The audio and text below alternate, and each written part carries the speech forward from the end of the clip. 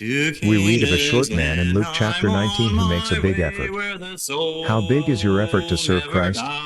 Join us for today's lesson. We'll turn today where the soul never dies. No sad farewell. The teacher who at the beginning of the class reaches out into her closet and brings out the old stand with the TV strapped to it and the VCR, and you think, yes, no work on this class period. But we got some work to do, so don't let the computer fool you. We're going to be in the Gospel of Luke tonight. Turn over there. Gospel of Luke. And we're going to be talking about and asking the question, how big are you? Now, as we work our way through our lesson, that'll make more sense to you as we go by. But that's what we're going to be talking about. We're going to be in Luke chapter 19. Luke chapter 19. And we're going to begin in verse 1, and we'll work our way down to verse 10. Luke 19, verse 1 through 10. Let's talk about size. Sometimes we don't get a true appreciation for how big things really are. There's a vast difference between 1 billion and 1 million. And we hear 1 billion thrown around all the time. He's a billionaire or he's a millionaire. 1 million seconds is 11 days. Not too long. 1 billion seconds is 31 and a half years. That's big. Japan would span from Maine to a little bit past Florida, and it would be 140 miles in some places compared to the east coast of the United States. It's bigger than you think. It would take 25 elephants standing in a row to equal the length of one blue whale, between 80 and 89 feet. The heart of a blue whale weighs 1,000 pounds. That's roughly the size of a small car today. There are 14,000 pounds of blood circulating through a blue whale. That's a lot. That's a lot. When you talk about Goliath, there's some differences there depending on how a span is interpreted, but Goliath would be between 9 and 10 feet tall. That's pretty big. If you've ever seen, I just forgot his name. I think his first name's Robert. I can't remember. The tallest man ever was like 8'9". I mean, just see him standing next to a regular person is just amazing, the size difference. And then to see this man just 10 feet tall standing next to you, it would be ginormous. And then tonight we're talking about, in Luke chapter 19, we're talking about a little man named Zacchaeus. In Bible class, if you grew up going to Bible class, you probably learned that song, Zacchaeus was a wee little man was he. We got it wrong. He's really big. He's really big. And I think we focus on the physical size so much that we forget a spiritual size. But that's what we're going to be looking at tonight. I love the picture behind me because it really talks about how we see ourselves. It's a little cat looking in a mirror, and he's painting a self-portrait.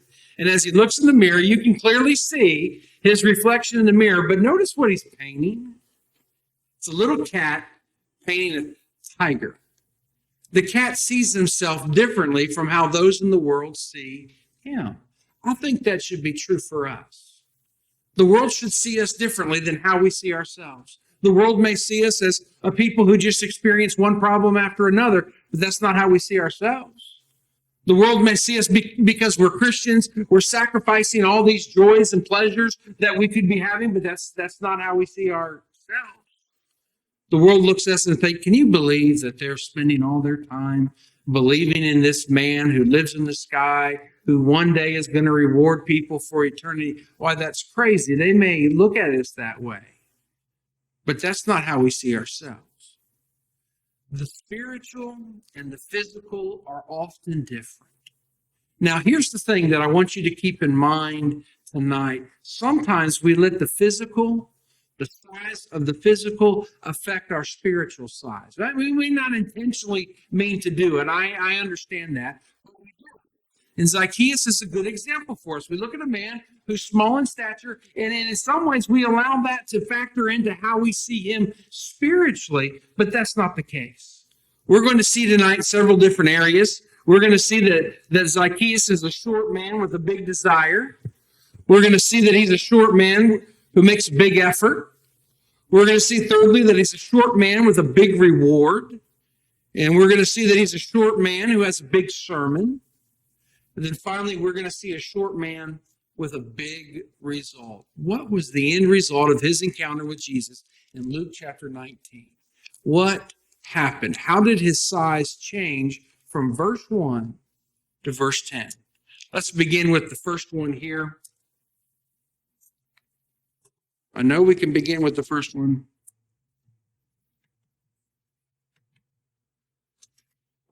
There we go.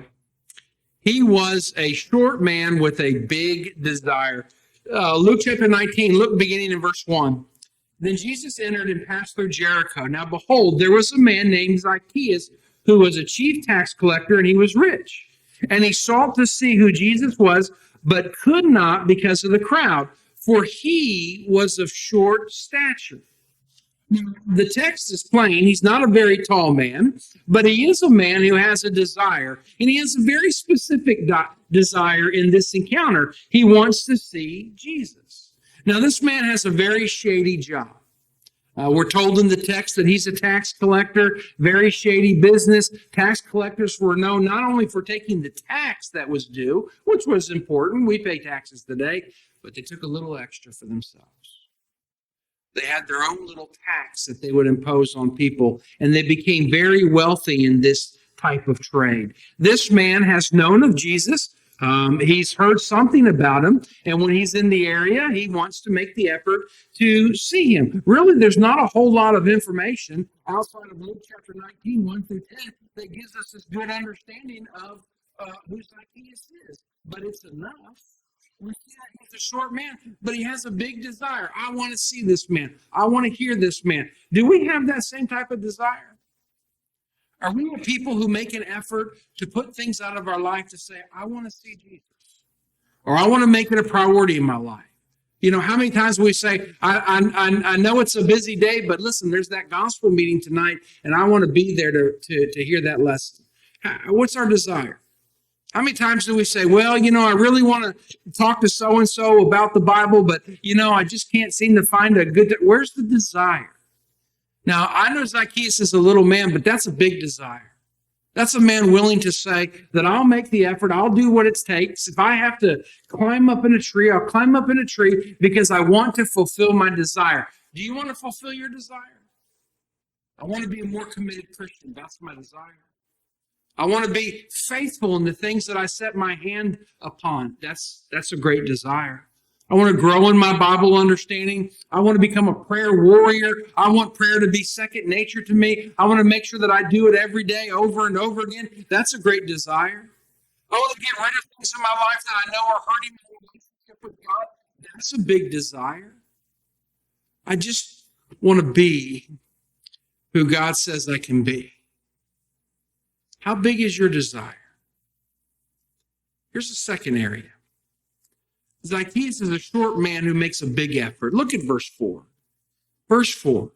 It says this, so he ran ahead and climbed up into a sycamore tree to see him, for he was going to pass that way. Zacchaeus didn't let obstacles get in his way of seeing Jesus. He came up with a plan. You know, I got to see him.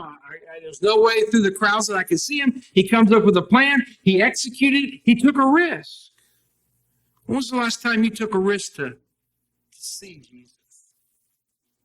When's the last time you stepped out on faith and said, listen, I'm not sure of what the end result may be, or I'm not sure how something's going to turn out, or what the end is going to be, but I'm willing to step out and I'm willing to take a risk. I'm willing to do what I need to do to make that effort. When's the last time you made that effort? Sometimes people will say, well, I'm just too busy, no effort. Sometimes we'll hear people say when it comes to Sunday, well, that's my only day off. There's no effort. Some people will say to themselves, well, you know what? The game is on. Got to hurry up. Got to get things going. I got to make sure I see that game. There's no effort to put the spiritual in front of the physical. Matthew 6 and verse 33, we're told to seek first the kingdom of God and his righteousness. Now, how can we seek first without making an effort? Can you imagine if we lived a life, a Christian life, without being a people of effort? What type of life would that be? Well, what type of people would we be? What would characterize us? I would say this. I would say a Christian life lived without any effort would make and produce lazy Christians. You got to get up and get out of bed. You got to make your way to the car and you got to go to the office. You got to do this. You got to do that. You got to do this. Life is filled with effort. If you don't do things, there's consequences. The same thing is true in a spiritual sense when it comes to us as a people of faith. If we don't make the effort, we'll never get the result. You hear me say this all the time. Nobody ever won a race. Do you remember? Nobody ever won a race by standing at the starting line. You got to make an effort. One foot in front of the other. Run the mile, the second mile, however long it's going to be. The same thing is true for us as a people of faith. We have to be willing to say, you know what? I'm not going to let obstacles, whatever they might be, regardless of how big they might be, I'm not going to allow obstacles to get into my way and prevent me from making the effort that I so truly want to make. It's one thing to think about what you want to do. And it's altogether a different thing to do what you've been thinking about doing. Now, you look at Zacchaeus. Look there at verse 4. So he ran ahead and climbed up in a sycamore tree. That's where I need to be. That's my plan. That's how I can get to see Jesus. And then it says to him, for he was going to pass that way. If there's any chance that I can get to see him, I've got to be in a tree. This is a grown man. But he was willing to humble himself and say, you know what, if that's what it takes, if this is how I can overcome this obstacle, I'm willing to do it. Can I ask you a weird question? When's the last time you climbed a tree spiritually? When's the last time you said, I don't care what it looks like? I don't care what people are going to think. Some might talk. I get it. I understand it. But I don't care. This climbing this tree, it's going to help me reach my end goal. That I'm willing to make. Listen to me, church. Listen. A life lived without effort is a life that's lived in a lazy way. God calls us to be a people who produce, who make the effort. This is a short man, but look how big his effort is. Let me give you a hard thing. Zacchaeus is a short man with a big reward. A big reward. There's a big payout. Look at chapter 19. Look beginning in verse 5. And when Jesus came to the place, he looked up and saw him and said to him, Zacchaeus, make haste and come down, for today I must stay at your house. So Zacchaeus made haste and came down and received him joyfully. But when they saw it, they all complained, saying, he has gone to be a guest with a man who is the sinner. All right, a couple of things stand out here. The first thing is the obvious. So here's Zacchaeus. He can't see Jesus because there's a crowd. So he comes up with a game plan, and he climbs the tree, and he gets to see Jesus. But notice the flip side of that. Jesus also sees him. Would Zacchaeus have been lost in the crowd because of how small he was? Would Zacchaeus have missed this opportunity to see Jesus because of his physical size? With this one time that he might have, who knows if they'll ever see it again? Who knows if they'll ever encounter each other? But this one time, if he hadn't have climbed the tree, what would he have missed, and who would have missed seeing him? I don't think it's that far to put together the story that's being told. Here's a man that climbs a tree, and the next thing that you see is that Jesus came to the place, he looked up and saw him. Do we really expect Jesus to see us if we're not willing to climb the tree? Do we really think Jesus is going to see us if we're not willing to step out of the crowd? I don't know why we think that way. Here's a man who went out of his way. Do we? Here's a man who, as a tax collector, would be used to giving the orders. But now he gets an order. Zacchaeus, you come down from that tree. By him making the effort, he gets more than he wanted. Remember, he just wanted to see Jesus, but he ends up getting a personal visit. Now, if you read from verse 5 all the way back to verse 1, there is nothing in the text There's nothing implied in the text that says that Zacchaeus wanted to have a personal one-on-one meeting with Jesus. But that's what this big effort gets him.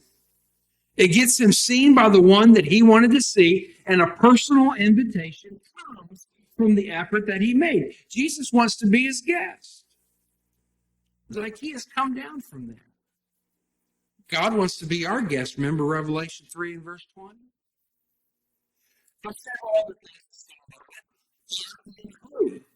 He did what he needed to do at the moment he needed to do it. Joshua 24 and verse 14.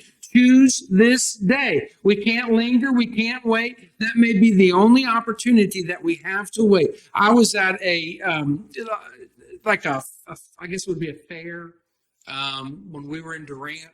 They had it every year out at this big expo center. And I went out there, and they have all these people selling goods and food. Oh my goodness, the pie. Oh, people, listen to me. The pie. I don't know what Amish put in their pie. It must be evil because it tastes so good. It's delicious. So we were standing over. In fact, this Amish thing, that I was looking at the chocolate they made. That's how I remember my Amish people. I love chocolate. And so we were over there, and I was visiting with them, and we talked for a little bit and everything, bought some stuff. And I got ready to leave, and I walked away a little bit. I told Alicia, I may never get another opportunity to talk to these Amish people again. I think I need to do it. I think I need to make the effort. So I went back over to the table and I said, hey, I know that there's some things that stand out in your beliefs, and there's some things that I believe would be interesting for you to know. And I know that you believe that one can be saved apart from water baptism. And can I talk to you about that? Well, the response was no. And I know it was no because they abruptly turned around and walked away. But you know what? Looking back all these years, what are we talking? 5 years maybe? The effort was worth it, because think how big the reward could have been. The effort was worth it to climb the tree, because who knows what the result could be. Well, you know what? That's very interesting to me. Why don't you tell me more? Let's go over here and sit down. I happen to have my Bible with me. Can we talk more about this? Who knows what the reward is going to be? Sometimes you never know what that payoff will be. You never know what the reward will be, and you might get more than you anticipated. This is Zacchaeus. He's getting more, so he needed to be ready. Now, the other thing that stands out in this is if you go down to verse 7.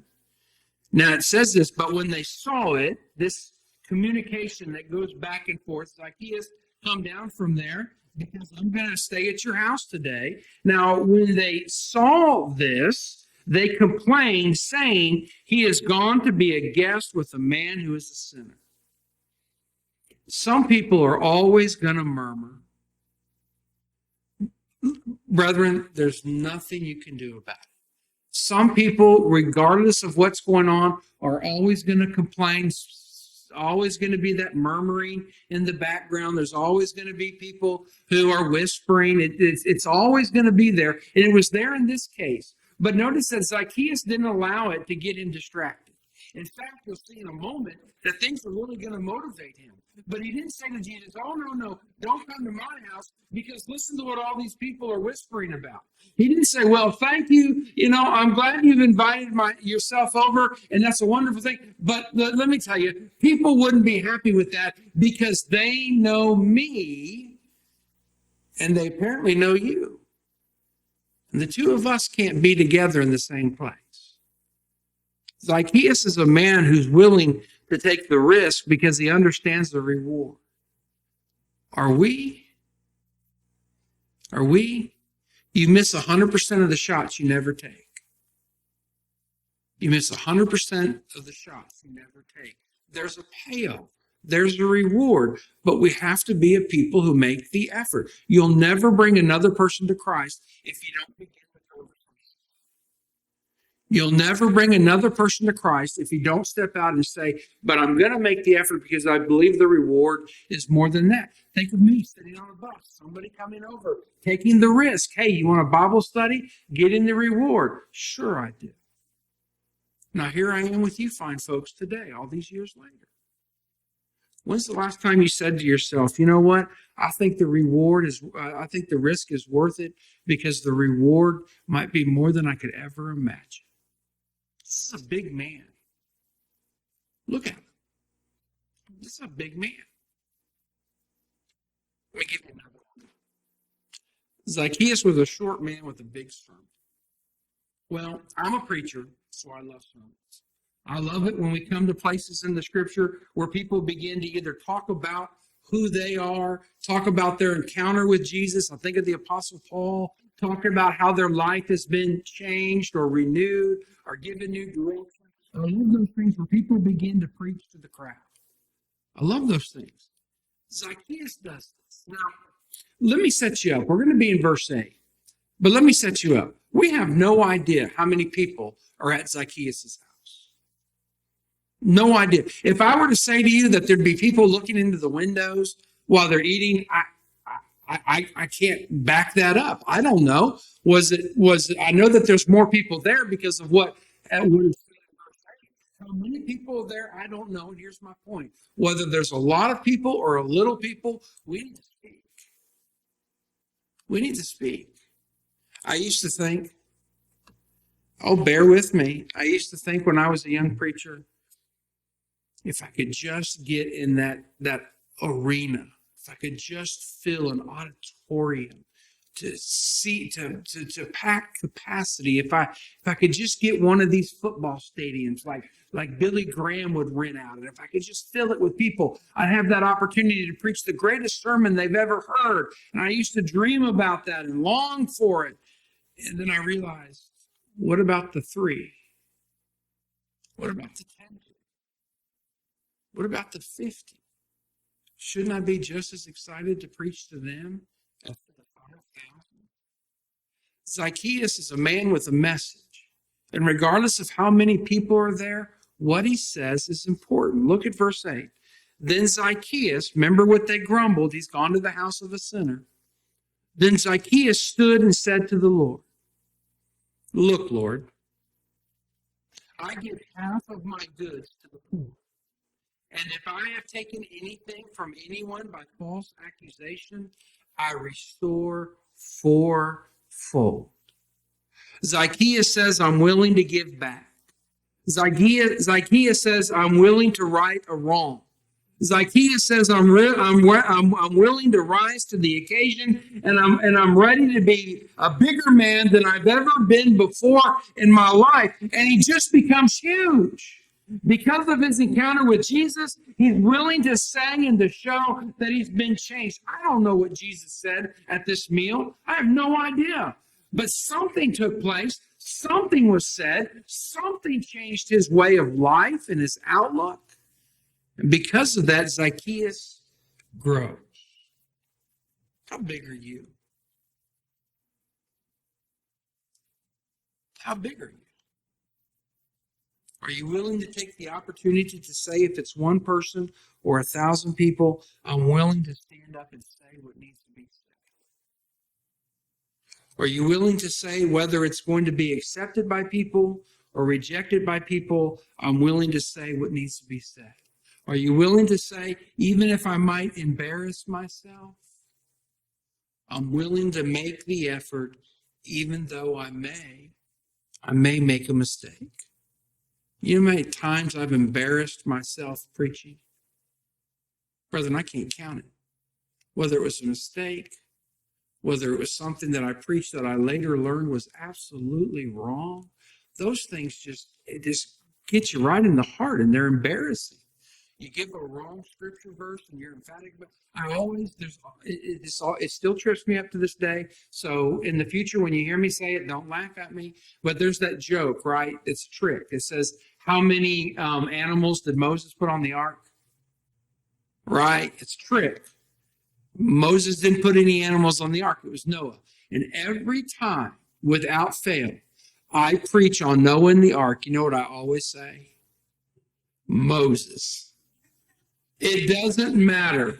It doesn't matter. I do it subconsciously. I do it without, I'm reading the text. I know it says Noah when I read it. And then when I start preaching on it, it comes back to being Moses. I had a brother one time who said to me, man, that Moses, I'm telling you, standing before Pharaoh, standing in the ark, that man was amazing. I'm like, what are you talking about? Moses, you just spent an hour preaching on him in the ark. That's embarrassing. But to have the opportunity to preach, I'm willing to take the embarrassment. You know, I've been in conversations with people where they've asked me things and I've had to say, I don't know what the answer is. And before that used to really embarrass me. But I guess as I've grown and I've matured, now I'm willing to say, well, you know, I don't know the answer to that. But listen, I'm willing to go back and study and find an answer to that. Can you give me a day? Can you give me a couple of days? Can you give me an hour? Whatever it may be. Zacchaeus is a man who's stepping out of his comfort zone. Zacchaeus is a man who has a shady reputation. He's one of those tax collectors. How did they see tax collectors? Well, remember what they said to Jesus? He's gone to the house. He's gone to be with a man who's a sinner. He's gone to a sinner's house. They don't think very highly of who Zacchaeus is because of his profession. Today, to do that, we would insert, instead of tax collector, we would insert car salesman.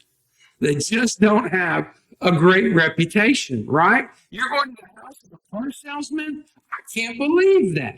You're going to the house of a tax collector? I can't believe that. But notice, from that encounter comes a great sermon. Look, Lord, I'm giving back. I give half of my goods to the poor. I'm giving back. If I've taken anything from anyone, if I've stole it, if I've cheated them by false accusation, I'm going to restore it fourfold. I told you there's lots of sermons in the New Testament, and I really like that one. Let me give you one more. It gets bigger, doesn't he? It just gets bigger. Zacchaeus was a short man with a big result. Go down, beginning in verse 9. Verse 9. And Jesus said, this is the response that Jesus says to him, saying, here and now, I'll restore, I'll give half of my stuff. And Jesus said to him, today, salvation has come to this house, because he also is the son of Abraham. For the Son of Man has come to seek and to save that which was lost. A little bit of background.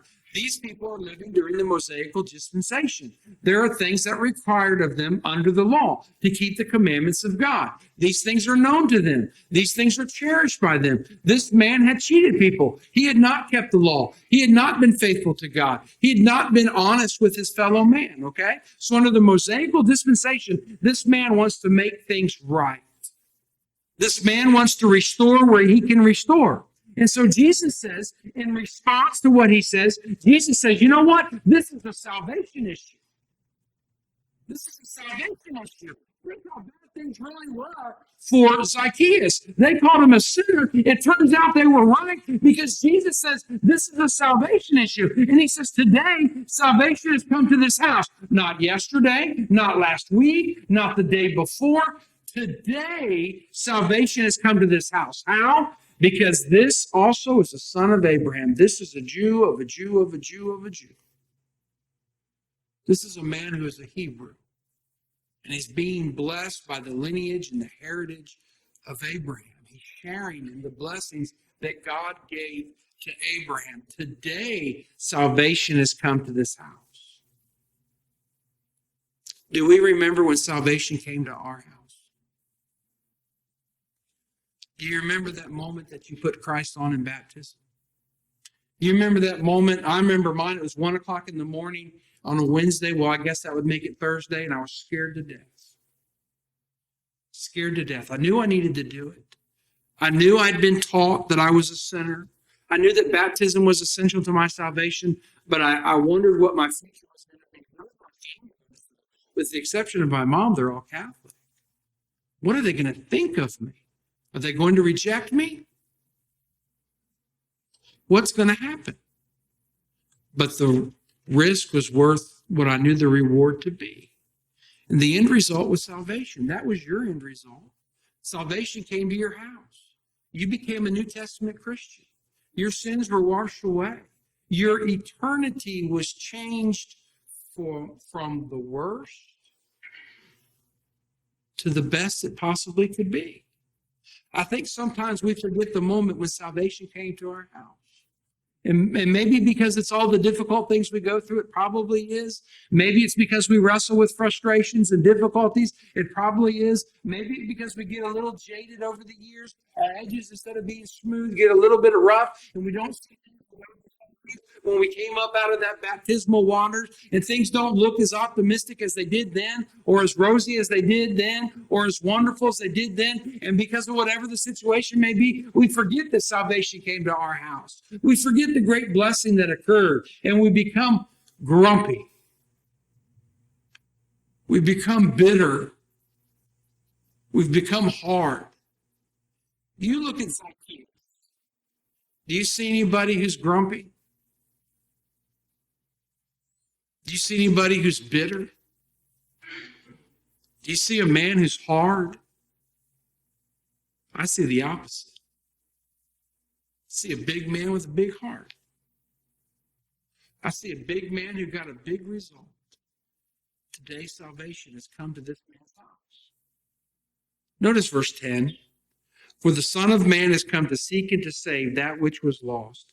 Jesus, after talking about Zacchaeus, talks about himself. From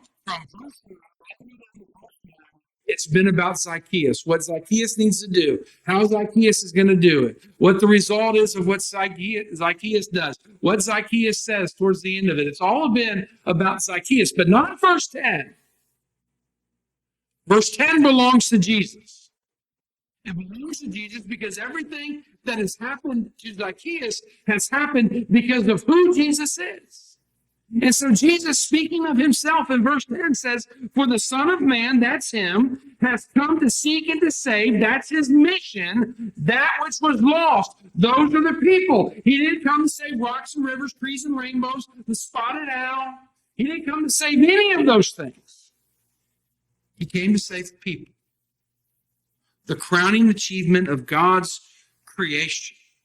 In the book of Genesis, when it says he breathed into the nostrils of man, and man became life. Nephesh, he became flesh. He became alive. He became substance. That all happened not over a period of evolution. It came about because of the breath of God. And Jesus says of himself, listen, this is the result for Zacchaeus, but it can be the result for us. How do you and I not fit into verse 10? How do you and I not benefit from verse 10? How do you and I not benefit from who Jesus is and what he's done? You see, we're more like Zacchaeus than we might like to admit. We're more like him.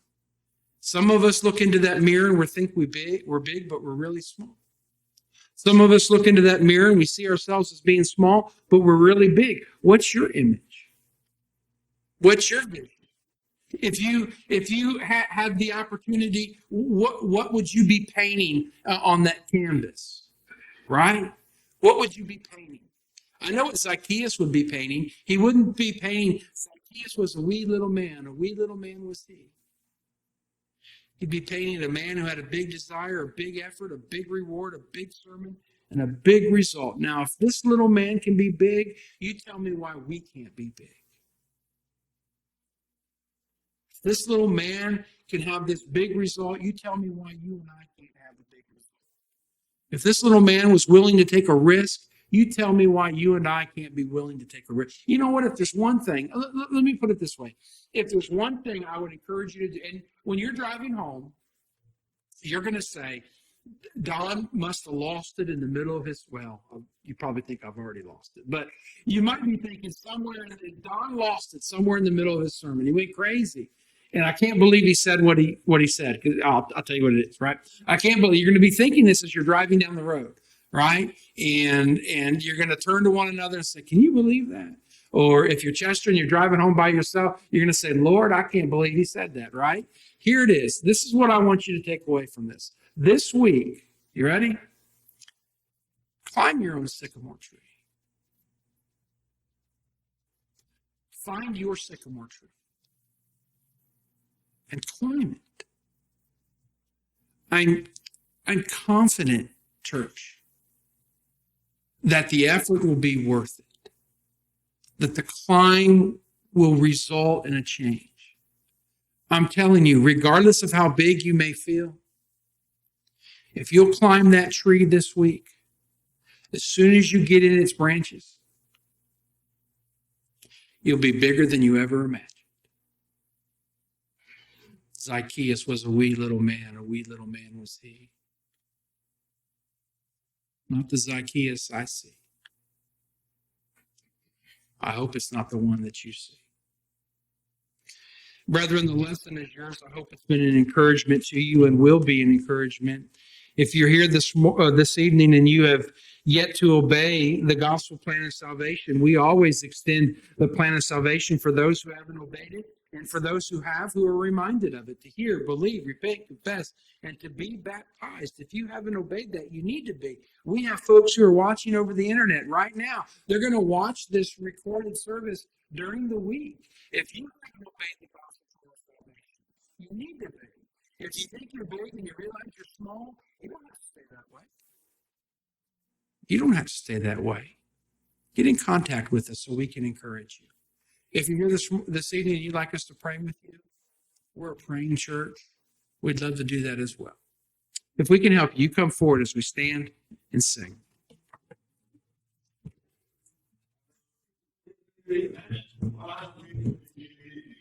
I can see your soul deeply, while your Father calls you home.